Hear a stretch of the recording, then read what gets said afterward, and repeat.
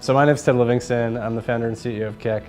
I started Kik 8.5 years ago now, which is pretty amazing, and been building it ever since. So we're here today to introduce a new project we've been working on called Kin. Kik is entering the blockchain space, and basically it's going to bring cryptocurrency to the masses. And what Kin is it's a decentralized ecosystem of digital services to power the daily lives of consumers. The thing that's so exciting about Kik introducing Kin is that here's a mainstream product that hundreds of millions of people have used, that many people have on their phones, that it's a brand that's understood, people know what it is, introducing a cryptocurrency versus something that nobody's ever used and never heard of before, which is really what the past history of crypto has been. Now Kik's bringing it to the mainstream. I think right now we are on a path to where digital services power everything we do in our daily lives, but they're all controlled and owned by a very few number of companies. And to me, honestly, I think that's a bit of a scary future. So blockchain technologies and decentralized systems are like a really effective way of breaking down that silo, because it basically says, the users and the data and these proprietary resources live on an open, transparent, and community-owned database. So there's 4 steps to making this happen. The first step is creating a new cryptocurrency, which we're calling Kin. The word Kin means family and kinship and the connectedness between all of us. And so that's really what we're trying to do. We're trying to create this new family of apps, this new ecosystem that all works together and is all connected together. It would be an ERC20 token on the Ethereum blockchain. The second step is to give that cryptocurrency value. And the way we're going to do that is by integrating it into Kik.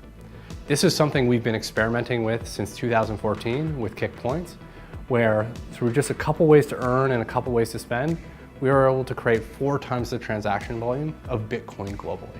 That then lets us do number 3, which is creating the Kin rewards engine. We're going to take a big portion of Kin and we're going to give away a bunch of it every day.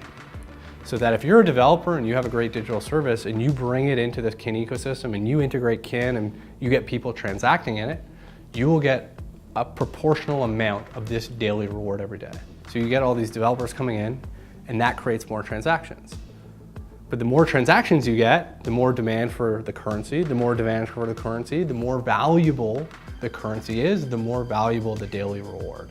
So the 4th and final step is to create the Kin Foundation to oversee all of this. Many of these projects form nonprofit organizations that protect the interest of the community as a whole. On one side, yes, they'll administer the Kin reward engine, but they will also make sure that key pieces of the infrastructure, like the identity system and the transaction system, are open and decentralized as well. I think Kin is good for the industry because it's a monetization model, a business model for social platforms, communities, messengers that really don't want to run advertising in them. Any one app that's trying to take on these behemoths is going to lose.